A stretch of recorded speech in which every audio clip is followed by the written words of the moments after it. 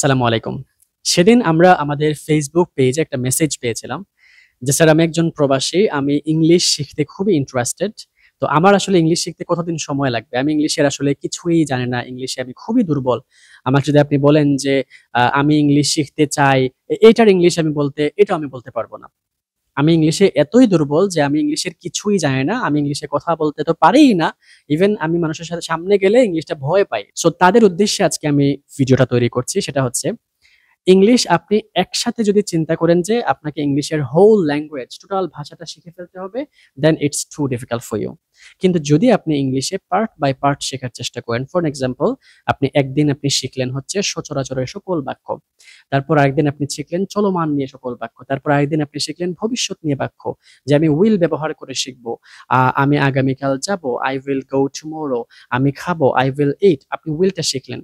তারপরে আরেকদিন আপনি শিখলেন ক্যান, তারপর আরেকদিন আপনি শিখলেন কুড, তুমি কি যেতে পারতে, কুড ইউ গো। তারপর আরেকদিন আপনি শিখলেন should.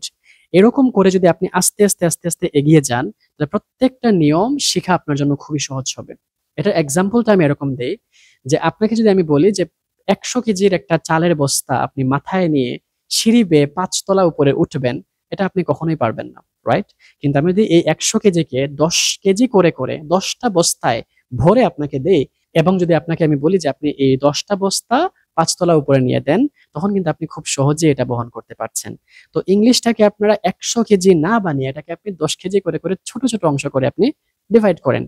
It will be much more easier for you to learn English. তো আমরা যাদেরকে আপনারা দেখতেছেন, আমাদের হাজার প্রবাসী যারা আছে ইংলিশ শিখতেছে, তারা সবাই এইভাবে ইংলিশটা শিখেছে। আপনি এখানে স্ক্রিনে যাদেরকে দেখতেছেন তারা সবাই কেউই ইংলিশে ভালো ছিল না। তারা সবাই ইংলিশে খুবই দুর্বল ছিল। তো তারা যেহেতু ইংলিশটা শিখতে পারছে, so you can also learn English. Just আপনাকে যেটা করতে হবে, ছোট অংশ করে চিন্তা করতে হবে। আজকে এতটুকু, কালকে এতটুকু, পরশুদিন এতটুকু। এরকম করে যদি আপনি ৩ থেকে ৪ মাস সময় স্পেন্ড করেন, ইউ ক্যান স্পিক ইংলিশ ইনশাআল্লাহ। আপনি একদম ফ্লুয়েন্ট হয়ে যাবেন বিষয়টা এরকম না। তবে হ্যাঁ, আপনি আস্তে আস্তে কথা বলাটা স্টার্ট করতে পারেন। আপনি হয়তো মানুষকে যেয়ে বলতে পারবেন, "yes, now I can speak English." হ্যাঁ, এখন আমি ইংলিশে কথা বলতে পারি। "I can understand your speech." আমি তোমার কথা বুঝতেও পারি।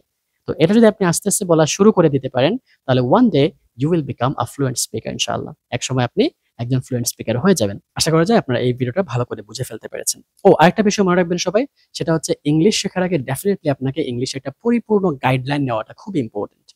ইংলিশের গাইডলাইন কোথা থেকে আপনারা নিবেন? আমাদের ইংলিশের একটা ফ্রি ক্লাস হয় অনলাইনের মাধ্যমে। সেই ফ্রি ক্লাসে আপনারা জয়েন করবেন।